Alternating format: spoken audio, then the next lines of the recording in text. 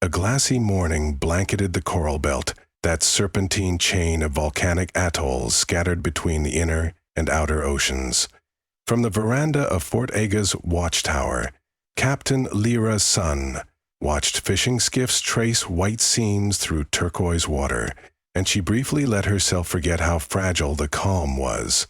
The belt's entire defense network, radar domes, missile nests, magnetic curtains woven through the reef, relied on predictable weather to work. Storm masking, sea spray distortion, and ballistic interference all vanished when the sky stayed clear.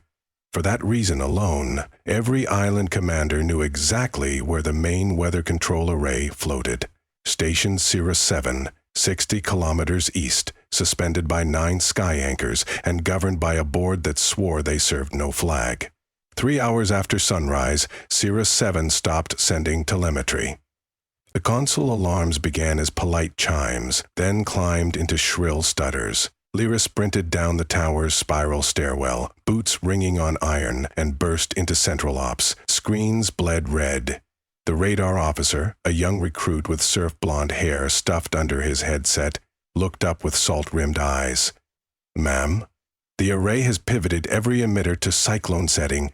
They're building vortices, multiple seeds, vectors, converging on our grid, big ones." That was impossible. The array's charter forbade local storms within 250 nautical miles.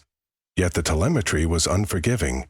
Barometric cavities deepening, humidity siphoned into vertical columns, and a silhouette of spinning needles marching westward like a cavalry charge composed of clouds.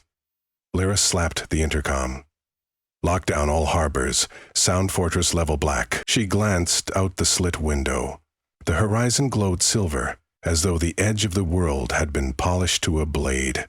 "Get me Dr. Kiahi Rock at the climatology lab. Now!" He answered, amidst overlapping warning sirens. "Captain, I assume you see the same nightmare. I need confirmation. Can those spouts reach a kilometer?" He hesitated. Cirrus 7's amplifiers were never meant for that output, but if someone spoofed the safeties, "Yes." you'd be staring up at seawater twisted into a glass tower, and anything caught inside becomes artillery. A ripple shuddered through the op center floor. Outside, gulls scattered. The ocean's surface dimpled, then bulged. Lyra's breath caught as a spiral breached clouds, thick as a stadium pillar, its base scooping the sea. Within seconds, the vortex darkened, loaded with brine, sand, and she squinted crawling silhouettes of metal. "Transab contacts!" the radar officer shouted. "Those blobs match CL-97I amphibious chassis." "Amphibious tanks? Who the hell loaded tanks into a waterspout?" Dr. Rourke's voice crackled over the line, equal parts awe and terror. "A kilometer of upward velocity means you can lob anything with mass under 100 tons across the archipelago. The spout is the barrel of a railgun made of air." Below, the first vortex tipped. Centrifugal force sheared the upper cone, releasing its cargo. Half-ton vehicles, armor plating still glistening, arced in lazy parabolas toward the islands. If they landed intact, their treads could grind through fortified seawalls and shred comm arrays before any counterforce organized. "Sound full, surface-to-air batteries," Lyra barked. "Patch Fort Kaula, Fort Rongo. We need overlapping flak." The air grid lit up, but anti-air shells designed for drones struggled to track tumbling armor. One tank plunged straight through a radar dome, detonating fuel cells in a flash that painted the sea orange. 2 more slammed onto the parade ground, crushing basalt flagstones, then split open like iron coconuts, releasing infantry in wetsuits with polymer rifles. Iraq grabbed her rifle from the emergency rack and sprinted for the terrace. Wind clawed her braids sideways. Seawater mist stung her eyes. Marines scrambled below, forming cordons around breaches. Above, 4 more funnels blossomed, threaded with lightning. Normally, an archipelago that small would rely on naval interception, but Cirrus 7's storms had swallowed the shipping lanes in minutes. With every new updraft, the belt slid closer to siege. Lyra ducked behind a crenellation and fired bursts at approaching wetsuits. She saw the enemy insignia, a fractured trident marking their chest plates. "Vraxian Free State," she muttered. Admiral Torin Vrax had been lobbying for ownership of the array for months, claiming historic rights. The board had refused. Apparently, Vrax had found another route to acquisition. Her comm pinged. "Dr. Rourke, Captain, we can't outgun this from the ground. We have to disable the array. It's 50 clicks out in open sea under a hurricane shell. I'm not suggesting we sail. We can ride the spout." She blinked. "I'm hearing nonsense while enemy armor rains from the sky." "Not nonsense. The vortices form in flocks. The updraft ports around each cone is stable. If we launch an insertion craft into the lee side, the airflow will ferry us above the cloud deck, like dropping into a chimney but backward." Lyra lined another shot, dropped a wetsuit, then spoke while swapping magazines. "Assume we survive entry. The array platform is guarded. I've developed a resonance key that can flip its master control back to neutral, but I need you and a squad to deliver me into the command nexus." Towers groaned. A salvo of missiles shrieked past, clipping a waterspout. The vortex shuddered yet remained standing, its hollow core bright with refracted sun shafts. Lyra exhaled. "Launch in 20 minutes from Kawa Lagoon. Bring only who can handle zero visibility flight." "Copy." She toggled command net. "All units. Fort Iga holding. Alpha team rendezvous at Kawa for airborne insertion. Armor deterrence protocols continue." Releasing the switch, she touched the basalt. It vibrated under new impacts. The coral belt had weathered colonial wars, rogue tidal weapons, even a rogue AI fishing fleet, but never storm-launched armor. History was improvising, so would she. Kawa Lagoon's boathouse smelled of iodine and engine grease. A pair of trifoil skimmers' slim hulls, cocooned by shock absorber cushions, rested on rails. Designed as courier craft, they'd never been tested above hurricane walls. Sergeant Mita Rua, squad tech, zipped her flight jacket while eyeing the sky. "Captain, those funnels look angrier now." "Indeed." 5 spouts now ringed the horizon, leaning like drunken giants. Their bases pummeled water so hard the lagoon's normally transparent shallows had turned café plush. Far behind them, a single silver dot Cirrus 7 flashed arcs of lightning where its hull scraped cloud. Dr. Rourke emerged carrying a briefcase sized like an oversized lunchbox. He patted it. "Resonance key? Plug this into the master console and it reboots the array to factory resets. Every funnel collapses within minutes. Assume Vrock's code monkeys haven't gutted the firmware," Mita muttered. Lyra knelt by the skimmer bow. "We strap inside. Mita, you pilot. Rourke navigates. I'll run point." We ascend inside the lee swirl, break out over the cloud deck, glide to the station, hot drop onto its top pad. "Where we'll be greeted by trader Marines," Mita said with a wry grin. "At least the view will be nice." "Everyone pack magnetic grips and non-lethal stun grenades," Lyra ordered. "We want the board alive, if they're still there." The Squad 8 total secured harnesses. Lyra's last glance shoreward revealed Fort Iga's watchtower half-tree-glassed, tanks nosing through blast doors like beetles through rotted bark. She shut the image away. Focus forward. "Power up!" Mita shouted. Turbines whined. The skimmer slid down rails, kissed foam, and accelerated. Wind hammered their faces. The craft's impact cushions inflated to basketball size. Ahead, the nearest spout churned. From a distance it resembled a cathedral spire sculpted by drunk architects, swirling buttresses of water and vapor. Closer, it roared like a continental waterfall inverted. Mita angled toward the lee. The hull tilted nearly vertical, drawing gasps. But the lee's suction tugged. Velocity snapped. Suddenly, they weren't skimming across waves but being inhaled upward. The world turned pale blue, then charcoal. Spray blasted the cockpit plexi. Gyros squealed. Lyra's stomach tried to exit through her boots. Yet inside the vortex, forces balanced centrifugal outward, vertical jet upward, creating a sinus where the craft hung like dust in a sunbeam. Except bombing skyward at 200 knots, lightning latticed the inner walls. Through coolant mist, she saw silhouettes. Wreckage of coral dredgers, shipping containers, a manta corpse, all swirling slower than they ought, as if the spout curated its own gallery of stolen ocean things. Altitude warnings bleeped. G-forces eased. The sound shifted from thunder to hush. Gray faded to a pale gold ceiling. Then, with a final shudder, they breached the crown and exploded into bright daylight above the storm. It was impossible blue sky. Straight, clouds beneath like boiling milk. The skimmer arced, wings deploying on auto. Mita caught her breath. We survived. Vector to Sierra 7, Lyra ordered, though her heart hammered with the same astonishment. In the storm-free air behind the funnels, the station floated, gigantic petals arrayed around its central stem. Normally graceful, it now fumed dark exhaust where thrusters strained against sabotage. Lyra magnified HUD optics. Figures ringed weapon emplacements, armor similar to the ground assault team. A stolen patrol dropship loitered under one pedal. Armored presence confirmed. Dr. Rourke consulted a wristpad. Command Nexus sits at the axial hub. Land us near Antenna Cluster C so we can descend through maintenance vents.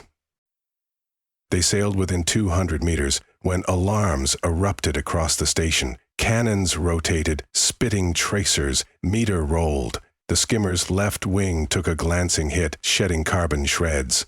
Targeting lasers on us, she warned. Lyra keyed the squad comm. Eject wing drones. Miniature decoy wings popped free, catching sunlight. The cannons reflexively tracked them, giving the skimmer a narrow corridor. Mita dived, then flared. Magnetic pads slammed onto the pedal's underside. The craft adhered like a barnacle. Go! Lyra called. The squad spilled out, magnet soles clacking. Underfoot, thin plasteel separated them from a 200-meter fall into roiling clouds. They crawled inverted until reaching a maintenance hatch. Mita's plasma torch carved a neat oval. The slab dropped into darkness, clanging onto deck below. They repelled. Inside, corridors flickered with emergency red. Distant shouting echoed. The squad advanced, rifles ready. At an intersection, 2 enemy Marines appeared. Mita stunned one. Lyra tackled the other, cracking helmet visor. He spat blood but managed a triumphant grin. Too late, Captain. Admiral Vrax wants the coral belt pacified by evening. Lyra pressed a knee into his throat. Where's the board? Earlock cells on deck 6. She clipped stun cuffs on him, then moved. Rourke, your Nexus? Deck 4 core. We split. Lyra detached 2 Marines to escort Rourke. The rest stormed toward the airlock cells. Hallways trembled, shells hitting external hull. The array's own sea spray generators howled, feeding more spouts, even as the sky brightened. Proof Sierra 7 was overclocking beyond safety. Deck 6's security door refused access. Lyra planted D-gel. The blast blew it inward. Inside, 6 board members huddled, hands bound, airlock gate irising open, to vacuum as Vrax's officers forced them forward. Lyra charged. Bullets ricocheted into wall foam. She drop-kicked the lead officer into the closing gate, halting it. Sergeant Mita subdued 2 others. Within seconds, the officers were cuffed. One board member, Dame Elsie Kwan, recognized Lyra. Captain, the array stability threshold is about to fracture. If those emitters overload, the entire platform will implode. Dr. Rourke is on it, Lyra said, hoping that remained true. How many charges did Vrax plant? Not charges. He rerouted power from weather manifolds into propulsion. He intends to drive the array west, use it as a mobile siege factory. But the manifolds can't handle continuous cyclone mode at that draw. A klaxon answered her. Overheat Bay 4. She keyed wristcom. Rourke, status? His breath came ragged. We reached the core. Uploading key, but Vrax's override loops keep kicking us out. I'm on my way. She turned to Kwan. Secure yourselves. If the airlock system tries again, vent it manually. Kwan saluted. Lyra sprinted for a ladder well. Smoke seeped from vents. The smell of burning copper filled her nostrils. Explosions rocked hatches. Through great flooring she glimpsed the ocean, a swirling mosaic of black and teal far below. She forced images of Fort Ige's shattered tower from her head. Deck 4 core sat behind armored blast doors. As Lyra approached, a figure in white admiral's coat stepped through parted smoke. Admiral Torin Brax himself, eyes gleaming like iced rum. "Captain Sun, your reputation precedes you. Let's skip the introductions." She leveled her rifle. Vrags raised an energy pistol. "I admire your audacity, but the Belt's council rejected my rightful claim. Forcing Weather to kneel proves ownership better than any treaty." He gestured past her to observation windows. Fresh spouts speared upward, painting the cloud floor with spirals. "A symphony, is it not?" "It's murder!" She fired. He rolled behind a pillar, returning plasma bolts. The corridor erupted with screeching sparks. Behind Varax's cover, Lyra saw the core hatch half open. Dr. Rourke and 2 squad Marines crouched inside, pinned. Energy surges flickered on the core's glass modules, indication the reboot couldn't complete while Varax's side engaged fail-safes. Lyra slid behind ductwork near a fire extinguisher. She yanked the nozzle, venting opaque foam into the corridor. Visibility dissolved. 2 shapes danced, exchanging muzzle flashes, then disciplined silence. Lyra listened. A footstep skittered across foam-slicked deck just left. She hurled a stun grenade. Blue light cracked. The foam glowed. When it cleared, Vrax twitched on the deck. Nerves scrambled. Lyra cuffed him, hauled his weapon. "Core room secured," she called. Inside, Rourke typed commands. Final handshake. Done. The modules pulsed green. Across the station, Hume changed pitch. External cameras showed spouts wobble, thinning like candles starved of oxygen. "Cyclone output falling," Rourke announced. "Structural load easing." But Quoon's voice cut in from Deck 6 intercom. "Captain, propulsion thrusters still at 150%. We're drifting into the outer shelf trench. If the array loses lift, it'll crash, causing tsunamis from here to Windward City." Beard scanned the console. "Propulsion's independent. Brax locked it manual. Where's the drive room?" "Underslung gondola," Rourke answered. "We'll have to descend outside." Sergeant Mita wiped blood from her cheek. Lovely. Who enjoys quick climbs? They crawled along exterior maintenance runs under a bruised sky. With the funnels gone, residual winds battered the station, but at least no water cannons roared. The gondola dangled on flex pylons, thruster bells glowing molten. Panels rattled. Overspeed alarms shrieked. Below them, the ocean rolled unevenly where collapsed spouts had splashed. Tiny specs tanks. Debris floated or sank. Forts along the coral chain sparked gunfire, but regained coordination now that the sky cleared. At the gondola hatch, they met stiff resistance. 3 of Vrax's elite in exosuits. Lyra's squad perched on the pylon arches, exchanging fire. Exo-armors absorbed bursts, returning volleys that cracked plates off the pylon. Lyra motioned Mita to flank. The sergeant lassoed a cable around a thruster strut, swung and planted a magnetic grenade on an Exo's back. It blew, hurling the suit into the sea in a trail of shrapnel. Rourke, surprising even himself, tossed a vent canister, smoke-blinded second Exo long enough for Lyra's burst to hit suit joints. The third tried to retreat inside, but Lyra tackled, driving the muzzle of Vrax's own sidearm into the visor. One stun bolt dropped him. Inside the gondola, the propulsion console displayed red arcs. Overpressure 112%, auto vent disabled. She keyed the board. Access denied. Rourke plugged his resonance key. "I can't override this mechanical throttle. We have to cut fuel lines physically." Mita nodded toward the blister window. "Those feed pipes run outside along the keel."